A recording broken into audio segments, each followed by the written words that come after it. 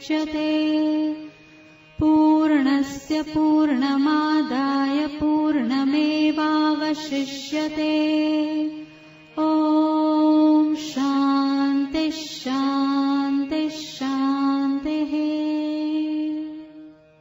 Namaste. Welcome to the 8th session on Bhagavad Gita, your source of inspiration by Jaya Row. I request Jaya Ji to give us an overview of chapter 13 today. Thank you. We begin, as always, with the invocation.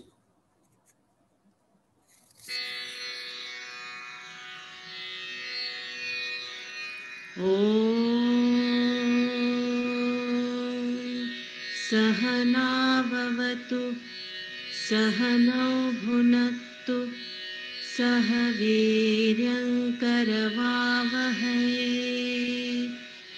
तेजस्विनावधीतमस्तु मा विद्विषावहै ॐ शान्ति शान्ति शान्तिः.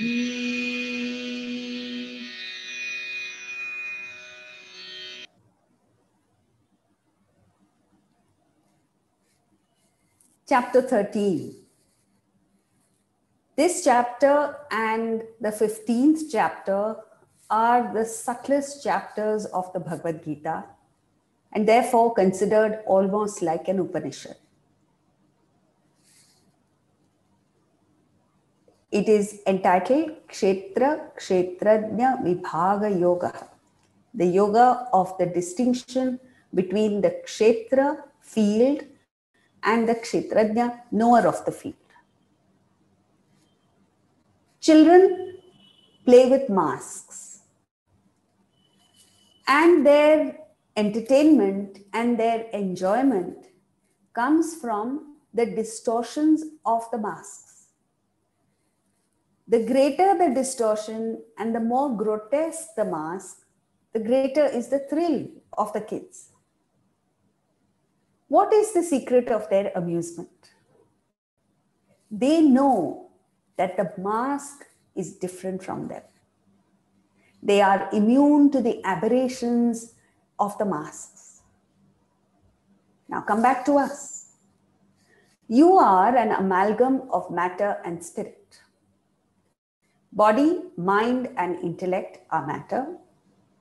That which breathes life into the inert matter is spirit. The spirit is the real you. Body, mind, and intellect make the mask. The word personality comes from the Latin persona, which means mask, incidentally. Ignorant of your own nature, you wrongly attribute the distortions and limitations of the body, mind, and intellect to yourself. And this is why you suffer. Being matter, body, mind, and intellect are susceptible to the influences of the world. But you are not matter. You are the spirit. Nothing in the world has the power to influence or affect you. You command the world. Yet today, you are victimized by the world and are weak, powerless, completely at the mercy of the environment.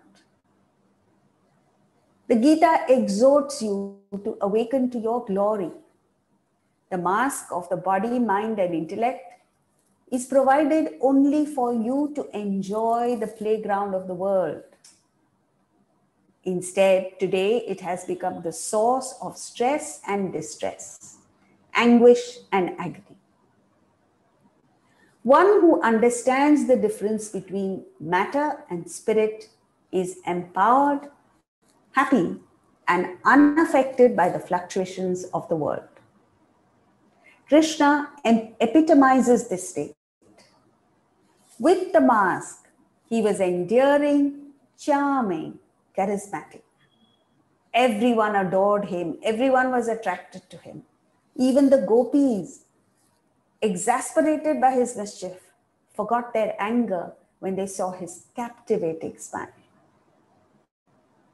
Divested of the mask, he was awesome, worshipful, like when he showed the universal form, Vishwarupa Darshan, in chapter 11 to Arjuna. So all you have to do is understand the distinction between the mask and the real you. Then the distortions inherent in the body, mind and intellect will only entertain you like the kids are entertained by the mask. You will no longer agonize over them.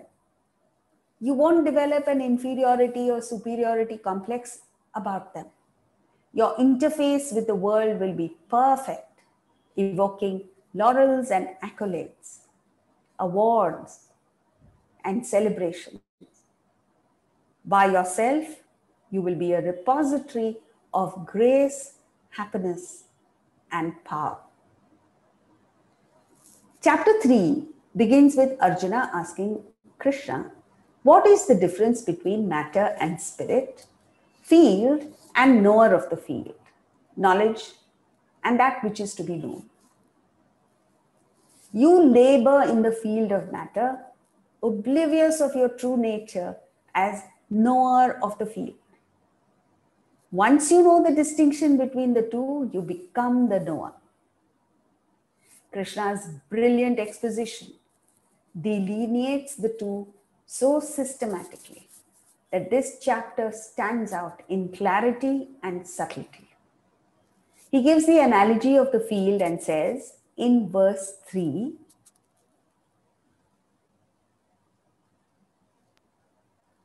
Kshetrajñam chapi mam vidhi sarvakshetreshu bharata kshetra kshetrajñayor jnanam yatta jnanam matam mama. and know me also as the Kshetrajna, knower of field, in all kshetras, fields, O Bharata. I regard the knowledge of Kshetra and Kshetrajna as knowledge. This is an extremely inspiring verse, a verse that is important, one that you may want to learn by heart. The body is the Kshetra, field. Know me. Me means Atman. Each one of us must tell ourselves that I am the Kshetrajna. I'm not the field. Know me as the Kshetrajna, knower of field in all fields. He then proceeds to divide the field matter into 31 segments. The spirit is different from them. Verses 1 to 7 explain Kshetra and Kshetrajna. Then comes knowledge. Instead of expounding on what is knowledge, Krishna seems to go off at a tangent and give 20 qualities of a jnani, a person of knowledge, instead. But this is not an aberration. This is not a mistake. This is by design, because at the end of the 12th verse, he says, this is knowledge, and anything opposed to it is ignorance. So what is knowledge is the question. Knowledge is when you become an embodiment of the qualities that are associated with the divine. So let's first take a look at verse 8. Amanitvamadambhitvam ahimsa kshantirarjavam acharyopasanam shaucham sthairyamatma vinigraha. So the first quality is amanitvam, lack of pride. Then unpretentiousness, ahimsa, non-injury, shanti, forgiveness, arjavam, straightforwardness, Acharya Upasanam, service of the teacher. Shaucham, purity. Stairyam, steadiness. Atma Vinigraha, self-control. So, the first quality, amanitvam, lack of pride, he puts it in the negative. Mana, no mana, means humility. And this is a brilliant thing because people with knowledge, people who become knowledgeable, tend to develop the arrogance that I am an intellectual, I have a sharp intellect, I have all this knowledge, and I am better than others. So straight away, he demolishes this by saying, amanitvam, lack of pride. Actually, in real life, if you see the greatest of intellects, Nobel Prize winners, the most fantastic thinkers are absolutely humble. So whether it is an Einstein or a Dr. Abdul Kalam or poets, writers, they were all absolutely humble. Why? Because they understood that what they know is nothing compared to what they don't know. And what little they know is in itself not theirs really. It is a gift from the divine, that they are only the instrument of the Lord. And that is true knowledge.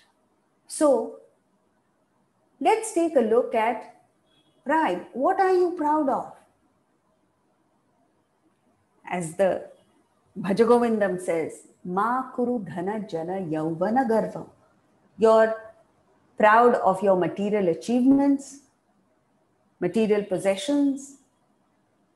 You are proud of your following, name, fame, power, so on and so forth. And you're proud of your knowledge. All these are temporary, fleeting. Have you seen people of outstanding intellect get a stroke and then they're worth nothing? They don't even have the capacity to think. The only thing that you carry with you is your spiritual status, the quality and quantity of your vasanas and desires. What are you doing about that is the question. So, why Shankaracharya in Bhajagovindam says, Ma kuru dhana jana yauvana garvam. Dhana, wealth. How long does it last? Maximum 3 generations. So one guy makes the money, the son somehow or the other keeps it going, and the grandson finishes it off. For that, you give an arm and a leg. So also poverty. Poverty also doesn't last long. It changes. That is the nature of the world. Jana is even more flimsy. Reputation. That's why Shakespeare said, reputation is an idle and most false imposition. Oft got without merit. Often you get it without any merit. And lost without deserving. When you lose it, you don't deserve the loss. Again, on this, you're riding on this flimsy achievement. And Yauvana, youth goes before you know it. You think you're young? And I remember when we were in school and college, we would run up the stairs to the 5th floor, 4th floor in school and college. Today, the less said, the better. The vitality, the energy, the enthusiasm for life all wanes away. So, as you gain true knowledge, you understand the divine scheme of things, you align yourself with that divine power, and then none of this means anything to you. So you lose your mana, pride, unpretentiousness, adambhitvam. All of us pretend to be better than we are, higher than we are, wealthier than we are, more knowledgeable than we are, and more spiritual than we are. So it doesn't help. It's a waste of time and effort because others can easily see through it. Just be yourself. Means what? Just a human being. And there is the beauty in it. Look at a child. A child is what it is. It may be imperfect, it may not be able to do many things, but the child is complete in itself and it doesn't hide anything, it doesn't pretend to be anything different from what it is. And that is the beauty and charm of a child. If you learn to be like that child, just be yourself. There is a beauty in every human being. You don't have to be the best. You don't have to be wealthy. You don't have to be powerful. It's all right. So we try to make up for our internal self-sufficiency by putting up a pretense. Doesn't work. So unpretentious. Then non-injury. Non-injury is maintaining an attitude of not wanting to hurt anyone at all times. The mental attitude is ahimsa, not physical. Physically, almost every god in the Hindu pantheon is seen with a bow and arrow, some weapon. So does this mean that they were injurious, that they did not follow ahimsa? No. It only meant that even while they carried this attitude of non-violence, they understood that at times you have to be physically violent in order to uphold non-violence. Krishna says in the 3rd chapter to Arjuna, Jahi Shatrum Mahabahu, kill this enemy. Kama Rupam, in the form of desire. Durasadam, very difficult to conquer. Even Buddha said, kings must kill. So an act of kindness may actually be a cruel act, and vice versa. Like when a parent does not correct a child when the child is doing wrong, the parent is actually doing harm to the child, giving the child the impression that she can get away with wrong acts. On the other hand, when a parent comes down on a child strongly for having done something wrong, temporarily at that time the child may be hurt, but the child learns a lesson, a valuable lesson. So in being harsh to the child, the parent is actually being non-injurious. So you must understand the spirit in which something is done, not the act by itself. Then forgiveness, kshanti.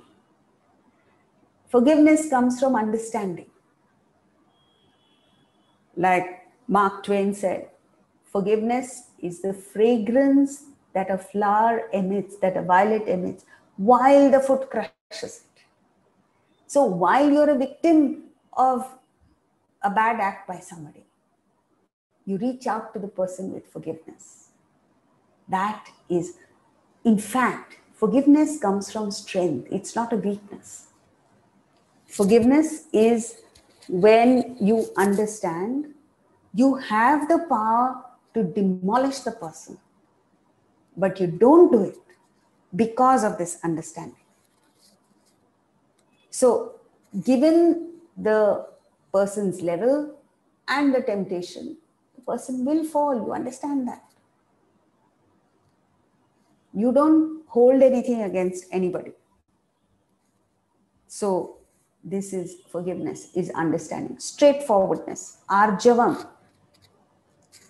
It comes from the courage and conviction to live your goal, your ideal.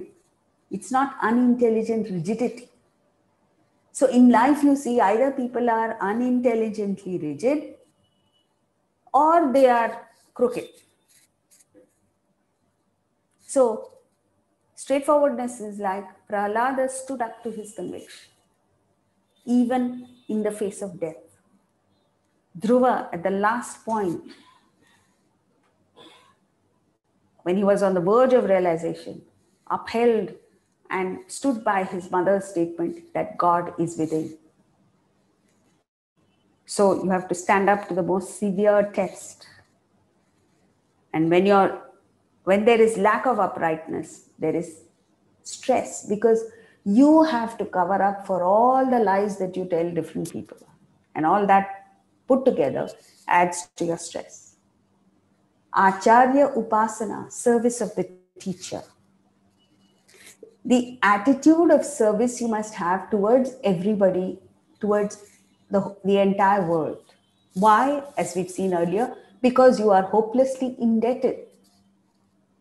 You're in a state of bankruptcy when it comes to an audit of your mental state. So service you must do. But of the teacher, of the guru, of the acharya is even more important, because what you have received from the guru is knowledge of self, the most important knowledge. Service, mindedness calms the mind. It's not that the guru needs your service. Here, Krishna is talking about service of the guru. He is a realized soul. He doesn't need anything from Arjuna or from anybody else. Then why is he saying that? Because it helps you. This is something that we don't understand at all. So the moment somebody says do service, you say, oh, maybe he wants something from me. He doesn't want anything from me. But when you get into that attitude, when you develop the attitude of service-mindedness, it goes a long way in your spiritual as well as material well-being. Shaucham, purity, where it comes from consciousness of dirt, both external as well as internal. Internal dirt is vasanas.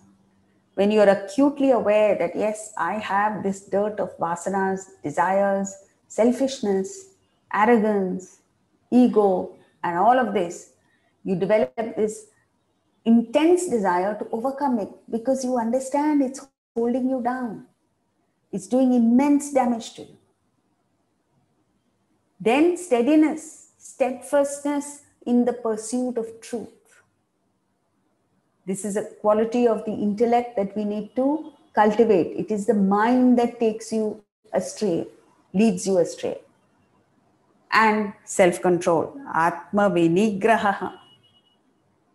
So self-control, as we saw earlier, is not unintelligent self-denial.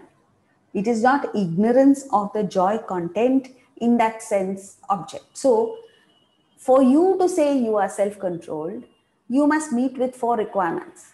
1, the object must be available to you. 2, you must have contact with the sense object. You should be able to afford it. 3, you must have the capacity to enjoy it, that appetite to enjoy it. A 90-year-old doesn't have the appetite. May have the desire, but not the capability. And then you say no to it because you have greater things to pursue and enjoy. That is self-control. You may say no, you may say yes, that's a different matter. But you understand the value of sense objects. That is the most important thing. Then he continues in verse 9 with more qualities of a jnani. Let's take a look at them.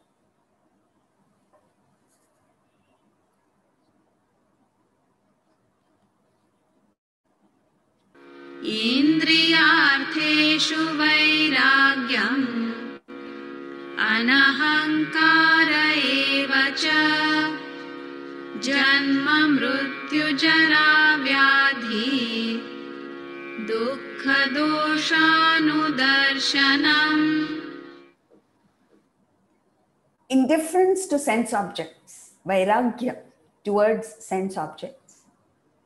Absence of egoism, anahankara. Insight into the pain and evil of birth, old age, and illness. So, indifference to sense objects comes from the right value. You understand the right value that the sense objects have, which is actually zero. After that, once you understand the right value, you may have them, you may not have them, that's up to you. Because you understand it is anitya vastu, impermanent. And this vairagyam comes from growth. When you grow to a higher level, when a child grows into a teenager, it is indifferent to toys. So the higher is more important. Now, without knowledge of the higher, without growth to the higher, if you just give up sense objects because you believe wrongly that this is what the Bhagavad Gita says, you become a frustrated person.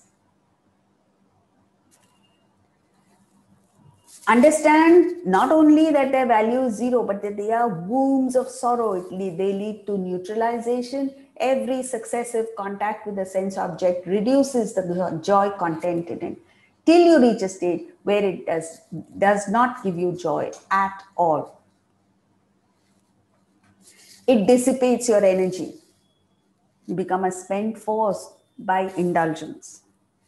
It increases your desires, increases your frustration and stress.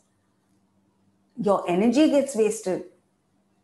And all of this just because you have no control over it. So control comes from development of the intellect that understands exactly how much to contact the sense objects, how often to have it.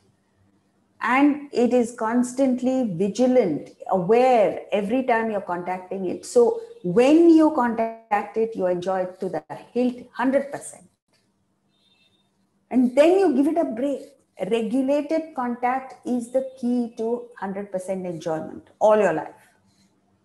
You don't have it just because you can afford it. You don't have it because it is available to you. Take a break. And then you regain the enjoyment. So during the mango season, it's not necessary that you should have a mango every day at every meal. Give it a break. That's what indriyartheshu vairagyam is. Then anahankara. Ignorance is the cause of ego. Ahankara. The day you're born, you have assumed an identity different from the totality. So ego is already there. And then during your life, you keep boosting that ego. And people around you also. Then you fall out of harmony with the totality. It causes an estrangement with others. The greater the ego, the greater the estrangement. So there's a beautiful poem called The Mountain and the Squirrel. The mountain thinks it's big and has a big fat ego. It looks at a little squirrel and says, "Who are you? What can you do?" So the squirrel addresses the mountain and says, "Of course I'm small and I can't carry forests on my back. But can you crack a nut?" And the mountain has to agree that what it can do, maybe the squirrel can't do. But what the squirrel can do, the mountain can't do. And what the squirrel says is correct, that all of us together make up the whole, the entire universe. So nobody is higher, no one is lower. Each one has a place in life. So, anahankara. It shows it's so charming to see this absence of ego in people who have achieved the highest. Dr. Abdul Kalam, when he was President of India, was so humble, so simple. He invited me to Rashtrapati Bhavan. And the moment I entered, the first thing he did was he apologized and he said, "I am so sorry I had to call you here. Normally, a student has to go to the guru." So, the President of India didn't have to say that. Yet he said it. because of his utter humility. And then you learn from people like that. They become the role models. So, absence of egoism, and the last is fantastic. Insight into the pain and evil of birth, death, old age, and illness. All of this causes tremendous agitations, mental agitation. And all of us go through this. The fact that you're born, you have to go through. Every child is born crying. No child is born laughing. So it must be a painful experience. Then right through, growth is painful. Have you seen a child struggle to turn on its stomach? Then to sit, then to stand and take one step forward without support. And right through the turbulent teenage years. And then you become a full-fledged adult and you commit a series of mistakes and you're faced with illness, old age, and death, all of which are painful. That is why Buddha, at the age of 29, till the age of 29, his father protected him from any negative experience. At age 29, he left his palace for the first time and saw 4 sights that changed him completely. He saw an old man, he saw a sick man, a dead body, all 3 negative. And then the 4th one he saw was a spiritual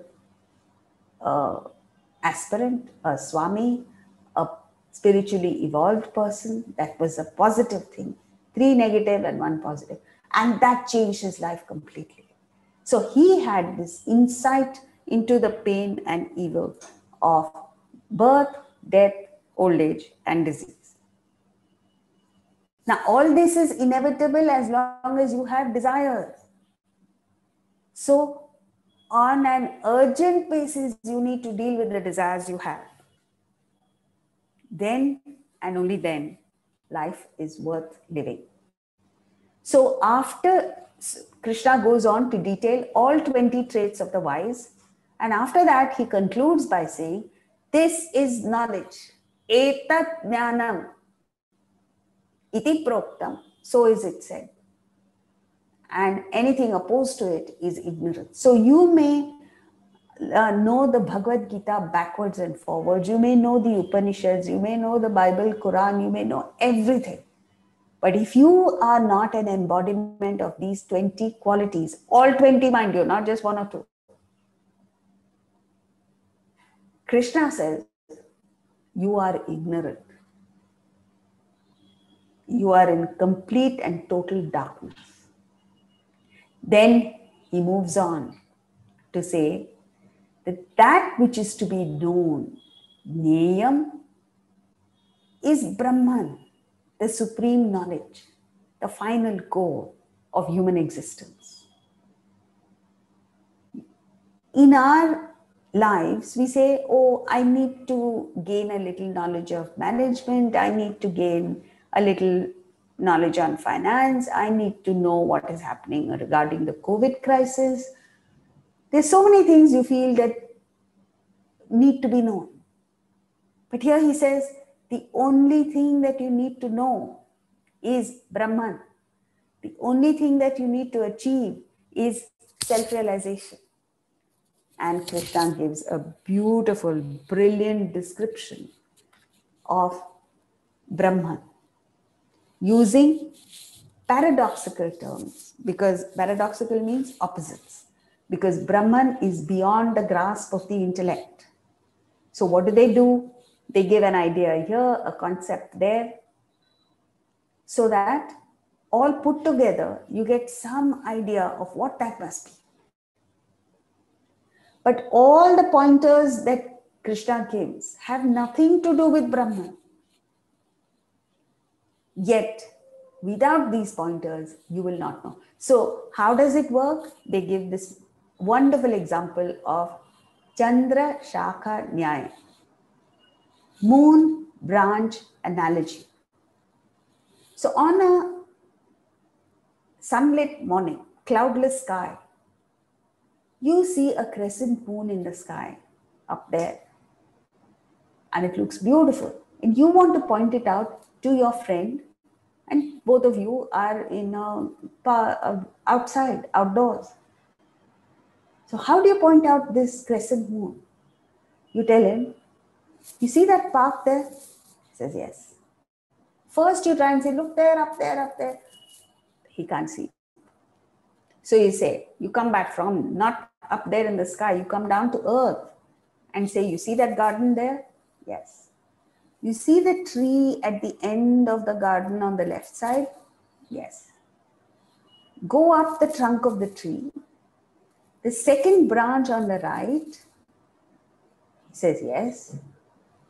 Go right to the end of that branch, and there's a little twig moving up from the branch. Yes. And there are two leaves fluttering in the breeze at the end of that twig. Yes. Now, look between the two leaves. And he says, oh, yes, I see it. Now, the garden, the tree, the trunk, the branch, the twig, the two leaves have no connection with the moon. They're thousands of miles away. Yet, without all of these pointers, you would not have been able to show your friend the crescent moon in the sky. Right? In the same way, all the pointers that are given in the Bhagavad Gita Upanishads are as distant from the reality as the garden is to the moon. But together, they take you up to a point, the two leaves. And then you have to take that mighty leap into the unknown. As long as you're stuck to the tree, as long as you're going up and down the trunk, branch, twig, leaves, and again back, you will never see the moon. Similarly, if you get stuck to the pointers, you are never going to get to the truth. You use the pointers to go up to a point, up to a level, and then that's it. It's when you look beyond that you get it. You drop all this, you get it. So then Krishna proceeds to give the distinction between Prakriti, matter, and Purusha, spirit. While spirit is one, matter undergoes changes and is born in good or bad homes according to the gunas or qualities. So if you have good vasanas, good gunas, you're born in a similar environment, good environment. If you have bad vasanas, desires, you're born in a bad environment. So the environment is a reflection of your inner personality. Spirit expresses itself differently in different types of people. How does it work out? Let's take a look at verse 23. Upadrashtanumanta cha bharta bhokta maheshwaraha paramatmeti chapyuktaha dehesmin purusha paraha. And in this body, the Supreme Purusha, spirit, is called the onlooker, Upadrashta, the approver, Anumanta, Bharta, the filler, the protector, Bhokta, the enjoyer, Maheshwaraha, the great Lord, and Paramatma, the Supreme Self. So, how does God, Atman, function in different types of people? In the wrongdoer, a vicious, evil, destructive person, Atman takes on the role of a mere witness, an onlooker. Because you are like the boat going against the wind. and you meet with obstacles. As one purifies oneself and becomes less selfish, Atman or spirit becomes an approver. You actually feel it. As if somebody is just allowing you to perform that action. It's like a boat going with no wind. At least it doesn't have the wind coming in the opposite direction, holding you back, slowing you down. You are less agitated as you are following your conscience to some extent. Then, as you become more unselfish and ego drops further, Atman takes the role of a filler, protector. It fills you with success, power, money. You are less agitated, you're clearer in your thinking, and therefore the potency in action improves. But it's almost as if you put 1 lakh in your bank account and God is putting 9 lakhs in it. So you find you do your work, but so many things come together to promote you. And that is Bharta.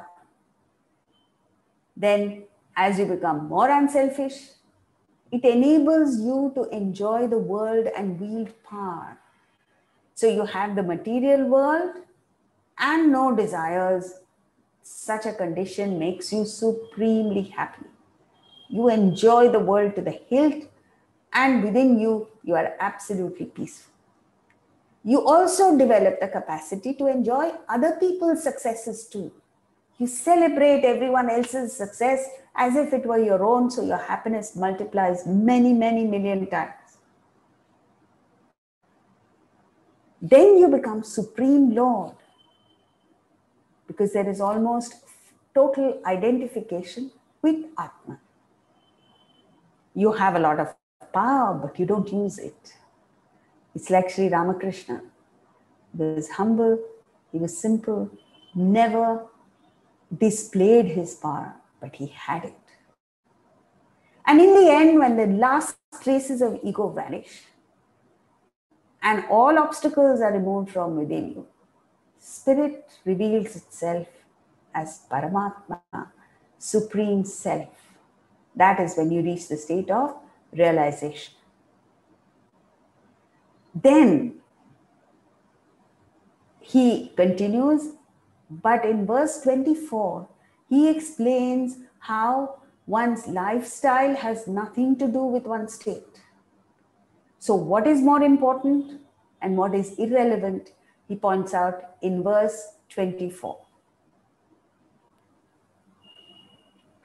Ya evam vetti purusham prakritim cha gunai saha sarvatha vartamanopi na sa bhuyo bhijayate.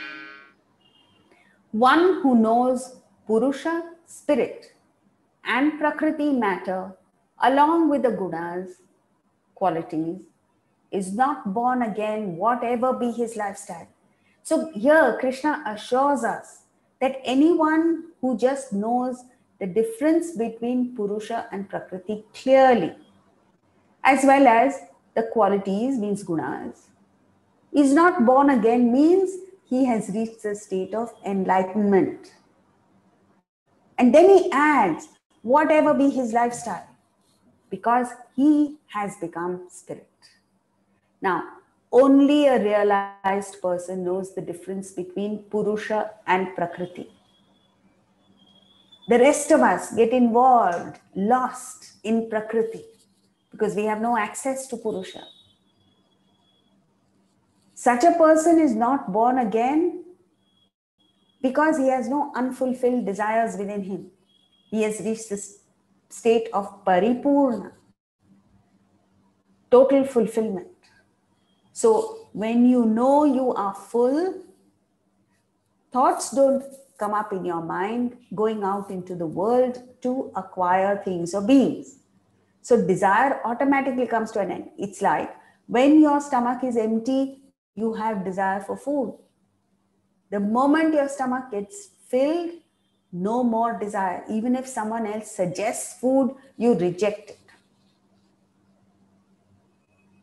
So the only vasanas whose effect remains is prarabdha vasanas. Now, prarabdha vasanas are a handful of vasanas that have determined your present birth.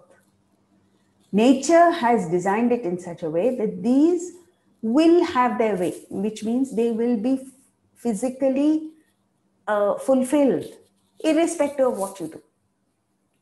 But the fact that you have become realized means you have within yourself negated all desires. What has remained is the effect of your prarabdha vasanas.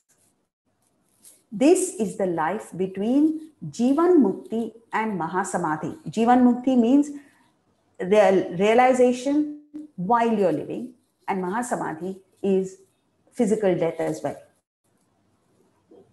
So, this life between Jivan Mukti and Mahasamadhi is determined by your previous vasanas, not Atman. Therefore, the lifestyle will necessarily be different. So, there was a dynamic Swami Vivekananda who traveled the world talking about Vedanta. His guru, Sri Ramakrishna, did not leave the premises of the temple in which he was pujari for throughout his life. There was a Swami Ramatirtha who was clear, precise. His presentation of Vedanta was so clear that generations after him benefited from his knowledge. And then there was a Ramana Maharshi who barely spoke. But all of these internally were at the same state, enlightenment. Hence, it doesn't matter how they lived. Even avatars, Krishna had a completely different personality. Rama had a totally different personality. Rama swore that he would be true to only one wife. Krishna apparently had 32,000 wives, 16,000 wives, sorry. So they were different externally, yet both were avatars, realized at birth. So therefore, Swami Ramatirtha says emphatically, never study the life of a master. Don't even bother to know what his life was like, but follow his teachings. Once you reach a certain stage, you don't even have to follow the Vedas. They follow you. You become an embodiment of the Vedas. So, we know Prakriti, matter. We know gunas. We know the individual who is a combination of matter and spirit, Purusha and Prakriti. Matter is body, mind, and intellect. But we don't know Purusha, the spirit. Hence, knowledge is of importance. So, Vyakti Vikas, the development of the individual alone is true development.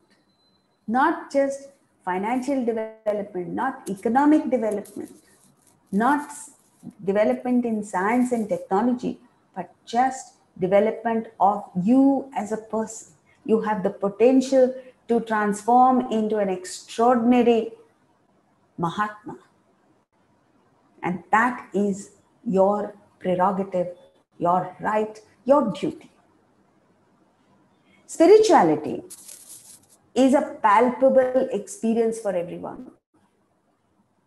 Not just some high funda theoretical concept or dogma, the exclusive privilege of a few. A vegetable seller can get to enlightenment. A homemaker can do it. A salesman has access to it just as much as the chairman of the company. Saint or sinner, all can reach that state of realization. One gains moksha, liberation, by divesting one's desires through action, getting rid of our desires through action, and subtler desires are sublimated through knowledge. And the last traces of desire are eliminated through meditation. The ignorant ones, incapable of this power, can still evolve and go beyond death by surrendering to the wise. So everybody is included. You can't say, I am not qualified to evolve spiritually. Everyone has it. One who sees the unifying force in the variety of things and beings becomes the spirit. So he concludes in verse 30.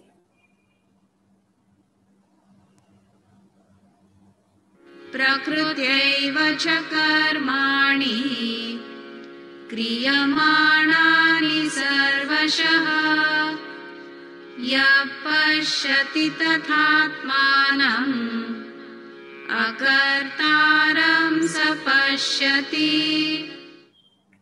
This phrase, yaha pashyati saha pashyati, means one who sees, sees, is used quite a few times in the Bhagavad Gita, because Krishna now reaches a state of helplessness. He can't explain any further. So he says, if you see it, you see it. One sees who sees that all actions are performed by Prakriti, matter alone, and that the self is actionless. Only one who sees, only the one who sees that all actions emerge from Prakriti sees. We are completely confused. We attribute the qualities of Prakriti to Purusha and then say, God is kind, God is cruel, God is whatever. Now, this is difficult to understand because the two are so intimately linked. Purusha, spirit, is the disinterested, unaffected, actionless substratum of the universe. It is akartaram, not acting, even as it enables the body to perceive and act. It is emotionless, yet enlivens the mind to feel various emotions. It is thoughtless, as it empowers the intellect to think various thoughts, just as electricity has no light, but it enables every bulb in the world to emit light. Electricity has no heat, but it is the empowering force in every heating gadget. Electricity doesn't move, yet it enables all kinds of movements. So once you understand this basic truth, you disconnect from the perceptions and emotions, thoughts, actions, and switch completely to Purusha. The problem is we've lost our identity and we attribute the actions to ourselves. That is what causes the bondage. So, Purusha, on the other hand, is free, detached, unaffected. So, to the extent you identify with Purusha, you become free, detached, and unaffected. Then, and only then, can you truly enjoy the world and all that it offers. The spirit neither acts nor is tainted by action. It remains untouched like space and lights up all of creation just as the sun illumines the world. Develop the Jnana Chakshu, eye of wisdom, and you will perceive clearly the difference between spirit and matter, and you will go to the Supreme Self. So this Jnana Chakshu, eye of wisdom, comes when you feed your intellect with knowledge of the Bhagavad Gita, which means knowledge of yourself. And as this knowledge seeps into your personality, you transform into a magnificent person, an outstanding person, a Mahatma. Thank you.